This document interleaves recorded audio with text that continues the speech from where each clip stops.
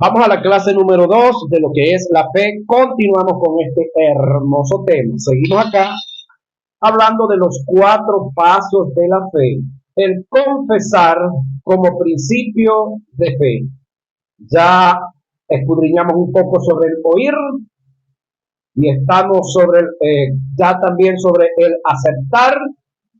Ahora vamos con el tercer paso, que es confesar como principio de fe. Es decir, todos estos principios que Jesús cambió, corroboró por decreto como hijo de Dios, nosotros tenemos que conocerlo. Al conocerlo, pues los estamos oyendo, bien sea de los labios de otros o de los suyos cuando usted mismo está leyendo en voz alta. Tenemos una aceptación, pero ahora tenemos que pasar del oír, del aceptar, a confesar. ¿Sí? Según lo que registran las escrituras sagradas, la confesión es un principio que tiene relación con la fe.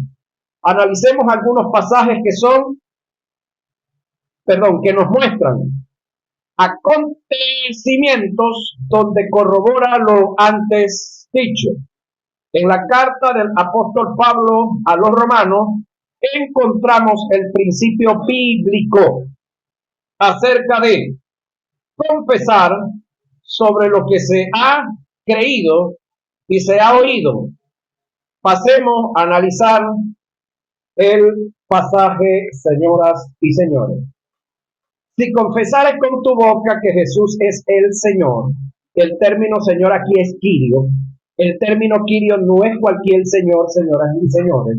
No es el Señor panadero, no es el Señor plomero, no es el Señor mecánico. Aquí el término Señor es Kyrio, es alguien a quien hay que decirle amén, sí Señor, a todo lo que él diga. ¿Sí? Es como que perteneciéramos aquí en esta nación, tuviéramos un reinado y hay un rey. Cualquiera que levante su boca en contra de un decreto del rey, ¿qué cree usted que le pasa? Rapado. Eso es correcto. Ahorcado, electrocutado, al paredón, como se establezca la orden de pena de muerte. Pero muchos de nosotros frente a Jesús no lo vemos exactamente como un rey. ¿Por qué digo esto? Porque comenzamos a ponerle peros. Ahora, yo acabo de mostrar de una serie de acontecimientos del Antiguo Testamento que él vino y reformó. ¿Quiénes están aceptando eso? Bueno, el problema es que muchos todavía ni siquiera han conocido ni han visto eso como tal. ¿Sí? Jesús establece ahora una nueva justicia que es por fe. Hay 2 justicias, se las mostré atrás. La justicia por el hacer en el Antiguo Testamento, pero ahora la justicia es por creer. Y el creer tiene que ver con la fe.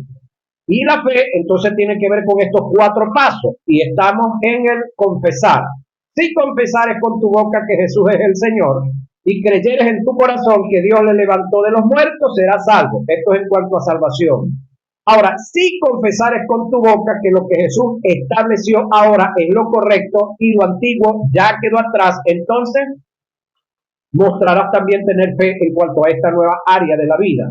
Porque con el corazón se cree para justicia, pero con la boca se confiesa para salvación. Romanos 10, 9 y 10. El principio radica en que todo lo que tú crees o aceptes con tu corazón y lo confieses con tu boca, lo vas a recibir. Si tú crees y aceptas que Jesús es tu sanador en cuanto a la salud y lo confiesas con tu boca, vas a recibir sanidad. Si tú crees y aceptas que Jesús es tu proveedor y lo confiesas con tu boca, vas a recibir la provisión. Si tú crees y confiesas con tu boca que Jesús hizo un nuevo cambio en cuanto al mundo espiritual que vivimos o que el mundo de su existencia y de él hacia atrás se vivió bajo el sacerdocio de Aarón y que ahora estamos en un nuevo sacerdocio, que estamos en unas nuevas normas, estamos bajo unas promesas mucho mejor que las antiguas, entonces eso también lo vas a recibir con tu boca. Pero si tú te aferras a las normas y a los dogmas y a la tradición del Antiguo Testamento, ahí vas a estar enredado el resto de tu vida también. El texto dice: con el corazón se cree y con la boca se confiesa. Este es el principio. Esto debemos adaptarlo a todas las áreas de nuestra vida. Jesús dijo: cualquiera que le dijere, decir es confesar a este monte, quítate y échate al mar, y no dudare en su corazón, sino que creyere que será hecho lo que dice, lo que diga será hecho. Marcos 23. Marcos 11:23. Según el pasaje, lo que diga y crea será hecho. El Evangelio de Mateo nos da un ejemplo como la confesión tiene que ver con la fe. Oiga, entrando Jesús en Capernaum, vino a él un centurión rogándole y diciendo: Señor, Kyrios, palabra que no debía salir de la boca de un centurión solo para dirigirse al César, a lo máximo. Mi criado está postrado en casa, paralítico y gravemente atormentado. Jesús le dijo: yo iré y le sanaré. Respondiendo el centurión dijo: Señor, no soy digno que entre bajo mi techo. No es que viví en un ranchito, en una casa muy feo yo. Solamente di la palabra y mi criado sanará, porque también soy hombre bajo autoridad y tengo bajo mis órdenes soldados, y digo a este ven y va, y al otro ven y viene, y a mi siervo es esto y lo hace. Al oír esto Jesús observa el término oír, que tiene que ver con la confesión. Se maravilló y dijo a los que le seguían: de cierto os digo que ni aún en Israel, es decir, entre mis hermanos, entre los hijos de mi pueblo, he hallado tanta fe. Es decir, tuvo que decirlo de un inconverso, de un gentil, de uno de los que tenía a Israel sometido. Mateo 8, 5 y 10. El término acá, cuando él le dice no soy digno de que entres bajo mi techo, el detalle está, no es que el hombre estaba, ¿cómo te digo?, con la casa todo desordenado, hecha a perder. Había un problema desde el punto de vista cultural, que judío y gentil no se trataban, que ningún judío podía entrar en la casa de un gentil porque se contaminaba, se ensuciaba. Y es parte de lo que este soldado quiso evitarle a Jesús, la murmuración, la crítica, el que siguieran hablando de él, tanto que hablaban, ahora iban a hablar más. Ese era uno. Lo otro, que él sabía que no había necesidad de que Jesús se trasladara hasta allá para sanarlo, que así como él estaba bajo autoridad, él reconocía que Jesús estaba bajo autoridad y que solamente tenía que dar la palabra para que el muchacho se sanara, y así fue. Pregunta: ¿cómo supo Jesús que el centurión tenía fe? Respuesta: por su confesión. Cuando analizamos el caso de la mujer cananea, tomando en cuenta el Evangelio de Mateo y Marcos en forma paralela, podemos percibir que Jesús se percata de la fe de la mujer por su confesión. Mateo 5, 21 y 28, Marcos 7, 24 y 30. Según estos dos pasajes, Jesús le dijo a la mujer: por lo que has dicho, grande es tu fe. ¿Quién era la mujer cananea? Aquella mujer que fue a Jesús y Jesús le dijo: mujer, no es correcto, no es justo que yo tome el pan de los hijos y se los dé a las perras con los perrillos. El término perra y el término perrillo tenían que ser la forma despectiva como los judíos se dirigían a los gentiles. Y como todavía los judíos esos que usan el sombrerito y usan el mechero aquí colgando y usan guantes negros y siempre visten de negro, se dirigen a nosotros. Usted viene por esta acera y se va a topar de frente con uno de ellos, él se cambia para la otra, porque no se va a ensuciar con su presencia. Esa es la actitud de ellos todavía a esta altura de la vida. De esa manera se comportaban ellos con los gentiles. Esta mujer era una gentil. Pero ¿qué fue lo que dijo la mujer? Señor, aún las perras con los perrillos comen de las migajas que caen de la mesa de su Señor. Eso está en la ley. Y como la mujer le sacó la ley a renunciar a Jesús, Jesús no podía rehusarse, solamente le tocó ¿qué? Hacer cumplir la ley, porque él vino a cumplir la ley y a que la ley se cumpliera en él. Por lo que dijo, por el conocimiento que la mujer tenía y confesó, le arrancó el milagro a Jesús para su vida. Ahora, Cuando analizamos el caso de la mujer que tenía el flujo de sangre, continuamos donde comenzamos, tomando en cuenta las circunstancias, podemos inferir fácilmente que esta mujer tenía una fe impresionante. Toda persona que era inmunda y su inmundicia estaba oculta, debía vociferar con el fin de que nadie se le acercase y evitar tener roces para no contaminar con su inmundicia la persona contaminar con su inmundicia. Ahora, la persona que no vociferaba su inmundicia era merecedora de la pena capital, es decir, apedreada. En este caso, lapidada o lapidación. La inmundicia de esta mujer estaba oculta, ya que se trataba de un flujo de sangre. La fe en su confesión estuvo en que, sobre todos los riesgos que se dieron, en vez de vociferar su inmundicia, confesaba su sanidad, porque decía: si tan solamente tocare su manto seré sana, si tan solamente tocare su manto seré sana, y comenzó a caminar en pro de alcanzar a Jesús. Y su confesión no era soy inmunda, para que todo el mundo saliera corriendo y le dieran el espacio, no. Ella comenzó a confesar: si tan solamente tocare su manto seré sana. Iba entremetiéndose en una multitud de más de 5,000 personas. Otro de los detalles: Jesús aquí se dirigía a la casa de un hombre llamado Jairo, que estamos hablando de una comunidad pequeña, de una comunidad que no era muy grande, en la cual todo el mundo se conocía. ¿Sabía ella que iba Jairo ahí? Sí, pero entre la multitud se metió confesando lo que iba confesando hasta tocar a Jesús. Cuando ella toca a Jesús, Jesús sintió que de él salió poder. Se detiene Jesús y se detiene la multitud, un aproximado de 5,000 personas. Y Jesús comienza a preguntar: ¿quién me ha tocado? Cuando oyó hablar de Jesús, en este caso la mujer, vino por detrás de entre la multitud y tocó su manto, porque decía: si tocare, solamente su manto seré salva. Escucha la expresión, salva, no sana. Es decir, ella no solamente iba detrás de una sanidad, sino que iba detrás de una salvación. Claro, eran 12 años con los mejores médicos, eran 12 años de atención, de medicina, de trato. Se cree que esta mujer tiene que haber tenido plata, porque para gastar y para estar invirtiendo durante 12 años en el área de su salud, tiene que haber tenido plata. Si habláramos del tiempo de ahorita, que es más fácil tener fe y dirigirnos a Dios que dirigirnos al médico, el pago del médico, más los exámenes, más la medicina. Oye, hay que tener más fe ahorita para ir al médico que para ir a Jesús. Oye. Ajá.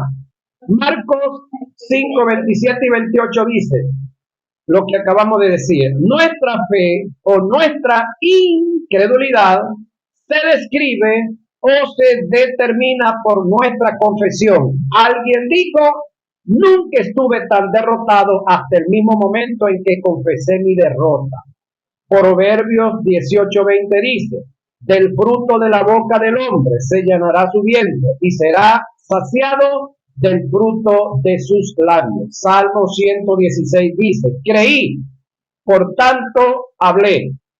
El apóstol Pablo dijo: pero teniendo el mismo espíritu de fe, oiga, conforme a lo que está escrito, creí, por lo cual hablé. Nosotros también creemos, por lo cual también hablamos. Segunda a Corintios 4:13. ¿A qué se debe la confesión negativa en el creyente? Vamos a hacernos esta pregunta. ¿A qué se deben las confesiones negativas que nosotros como creyentes estamos teniendo en nuestro entorno y en nuestro hablar y en nuestro decir?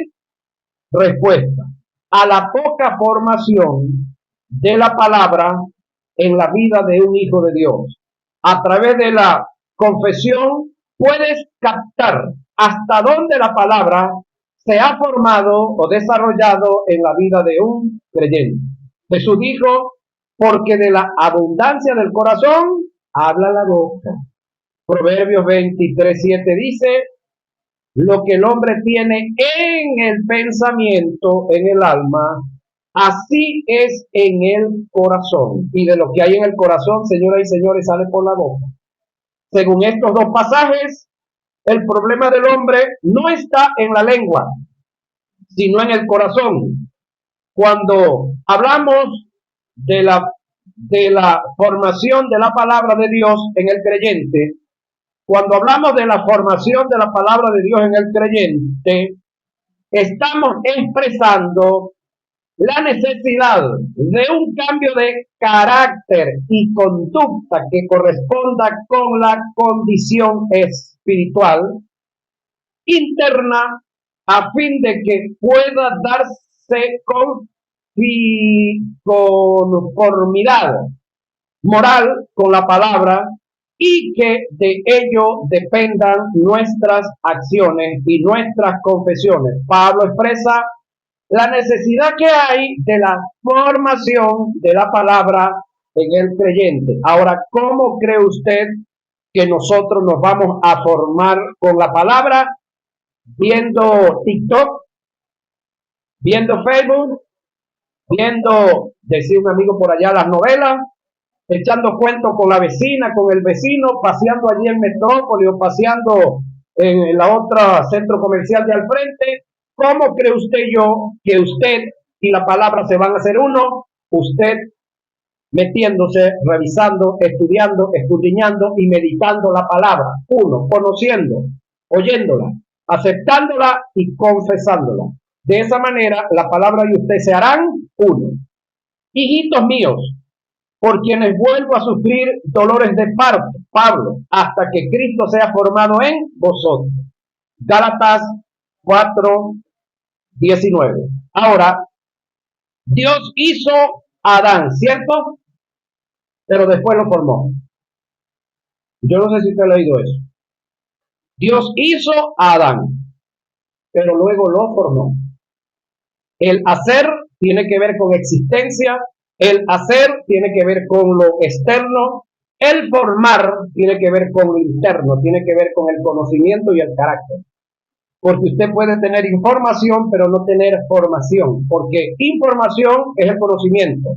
La formación tiene que ver con adecuarte al conocimiento que has obtenido. ¿Sí?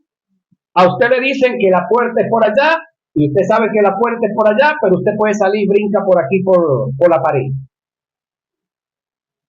Tiene todo el conocimiento, pero usted dice que es por allá y brinca la pared. ¿Hay formación ahí? No. Hay información, pero no hay formación. Entonces, nosotros tenemos toda la información en la Biblia. Tenemos toda la información en la guía que estamos estudiando. Pero ya va. ¿Será que ya tenemos de esa información formación? ¿Qué es formación? De lo oído, aceptarlo, confesarlo y comenzar a actuar en ello. Eso es información y formación. Entonces, ¿ya estamos claros que tenemos fe? Ok. Cuando comencemos a actuar en fe, vamos a decir que tenemos formación. Porque hasta ahorita tenemos información. Ahora, hijitos míos, Pablo otra vez, por quienes vuelvo a sufrir dolores de parto, hasta que Cristo sea formado en vosotros. ¿Cómo es que Cristo va a ser formado en nosotros? A medida que vamos conociendo quién es Cristo y nos adecuemos a lo que Cristo ha establecido sobre nosotros. Gálatas 4:19. El término griego que el apóstol Pablo utilizó para hacer referencia a la formación es morfo.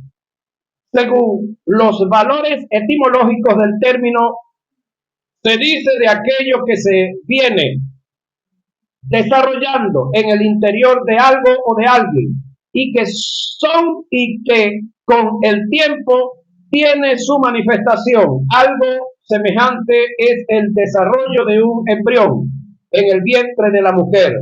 El deseo del apóstol es que la palabra llegue a ser uno con el creyente, ya que todas sus acciones y sus confesiones están en proporción directa con la conformación que haya tenido el alma, producto de la iluminación por la revelación que haya tenido el espíritu renacido de la palabra de Dios. De modo que, de acuerdo con su formación, así será su confesión. ¿Sí? Actuar. Cuarto y último paso de lo que es los 4 pasos de la fe. Cuando hacemos un análisis de los héroes de la fe, nombrados en Hebreos 11, podemos percibir que todos tuvieron un denominador común en la fe. Y es que todos obraron y ejecutaron en lo que creían. Ellos oyeron, aceptaron, confesaron y actuaron. Esta es la secuencia del andar en fe. Santiago dejó establecido en las escrituras que la fe sin obra es muerta. Santiago 2:17 y 20. Este es un principio inalterable.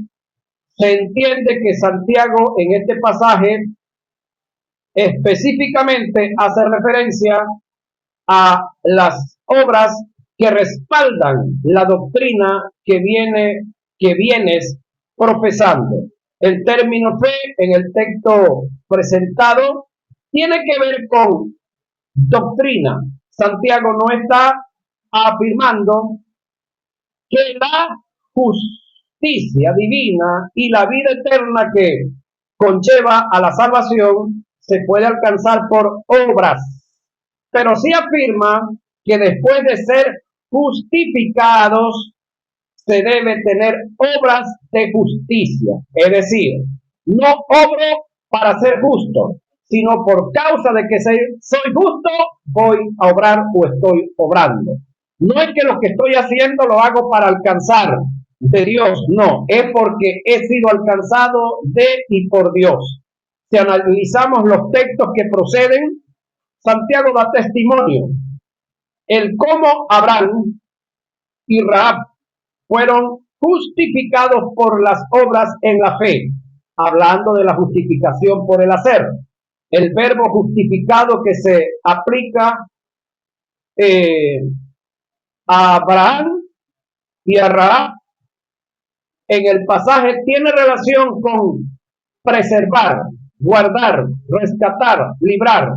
Ellos alcanzaron buen testimonio ante Dios y alcanzaron su favor por las obras que tuvieron, que respaldaron su fe. Si hacemos un análisis al personaje de Rahab, tenían 3 factores determinantes en contra para estar en el Edén de Dios. Era gentil, Rahab. Era una ramera, Santiago 2:25. Un oficio condenado y aborrecido por Dios. 3. Pertenecía a un pueblo que estaba bajo el veredicto de muerte de parte de Dios, Jericó. Solo el haber obrado en fe fue lo que le dio acceso a la soberanía de Dios con los impedimentos que habían para cubrir a esta mujer con su misericordia y manifestar su gracia a favor de ella. Hebreo 11:31.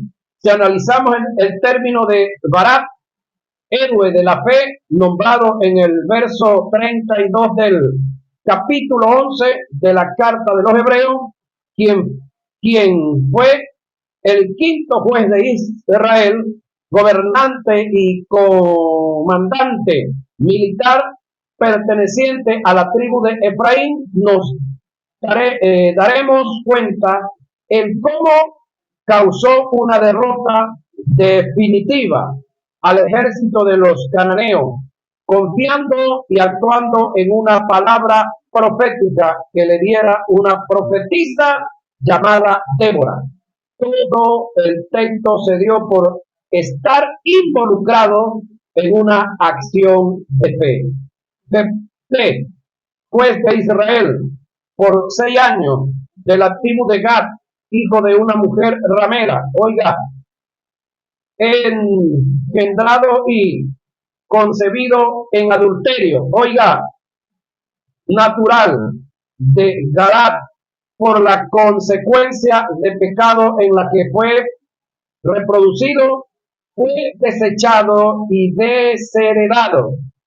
Jueces 11:2, expulsado de la familia y desterrado. Vivió errante como los nómadas. Jueces 11:3, pasando a ser jefe de un grupo de asaltadores.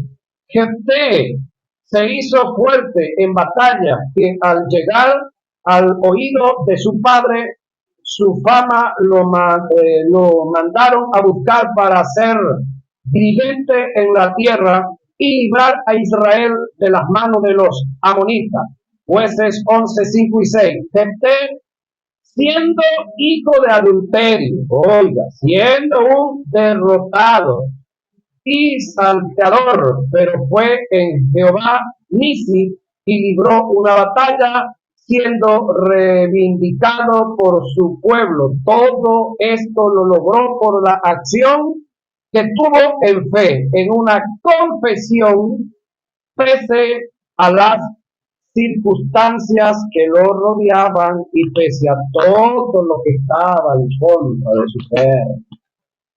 Ahora, para mayor comprensión del tópico, debemos hacer una diferencia de los términos creer y fe. El término fe viene del griego pistis, que gramaticalmente se conoce como un sustantivo. La fe es la fuerza que está en el espíritu renacido y que lo capacita para aceptar la verdad de Dios sin vacilación alguna. El término creer viene del griego pisteo, que gramaticalmente es un verbo que indica una acción. Cuando las personas expresan, yo sé que la Biblia es la verdad de Dios, pero me cuesta creerla, implícitamente, óigame, hay fe, que es la capacidad que se tiene para aceptar la verdad de Dios. Lo que le falta es creer, que tiene que ver con la acción. El creer es el ejecútese de la fe. El actuar es uno de los pasos de la fe y es el más determinante, ya que es como el detonador que activa el poder de Dios para que se alcance el objetivo para lo cual se creyó. Nada hacemos, oiga, con oír, aceptar, confesar y no actuar. Es como que si no nos hubiese, es como que si no hubiésemos creído. Daremos ejemplos en lo concerniente a la fe que están registradas en las Escrituras. La Biblia nos narra que estando Jesús sentado y sanando en una casa, las multitudes venían a él y aglomerándose la gente impedía la entrada a unos hombres que traían a un paralítico en su lecho y procuraban llevarlo dentro y ponerlo delante de Jesús, pero no hallando cómo hacerlo, decidieron abrir un hueco en el techo y por allí bajar el paralítico. El texto dice que Jesús, viendo la fe de ellos, sanó al paralítico. Ahora, una vez que usted se imagina el montón de gente, la aglomeración que la gente tenía y lo dedicados que estaban a oír la enseñanza de Jesús, que se olvidaron incluso de cualquier otra necesidad. Es decir, lo apremiante para ellos en ese momento era oír a Jesús. El que viniera pidiendo permiso, el que pidiera por favor, el que trajeran lo que trajeran, ese no era su problema. Lo de ellos era oír a Jesús. Bueno, los que venían trayendo a este hombre no querían imponerse sobre los que estaban con esa percepción, con esa dedicación, con ese anhelo de seguir oyendo. Entonces buscaron otra idea. Como no pudieron entrar por la puerta, buscaron el techo. Ahora, usted se imagina el trabajo que hay que dar para subir a una persona en el techo de una casa. Hay que buscar una o dos escaleras.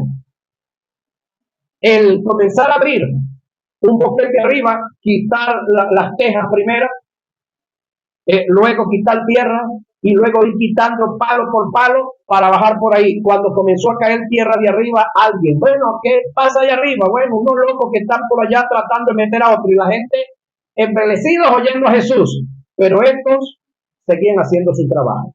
Ahora, ¿en quién hubo fe? ¿En el paralítico o en los cuatro que lo trajeron? Es decir, la fe tuya puede ayudar a otros. ¿Sí? Ahora, en este caso, el paralítico lo bajan frente a Jesús. ¿Qué es lo que Jesús le dice al paralítico antes de sanarlo? ¿No se recuerdan de la lectura? Hijo, tus pecados te son perdonados. ¿Cómo? Si yo ando buscando esa luz. Bueno, él no andaba buscando, lo trajeron para que recibiera. ¿Por qué Jesús se dirige al perdón de los pecados?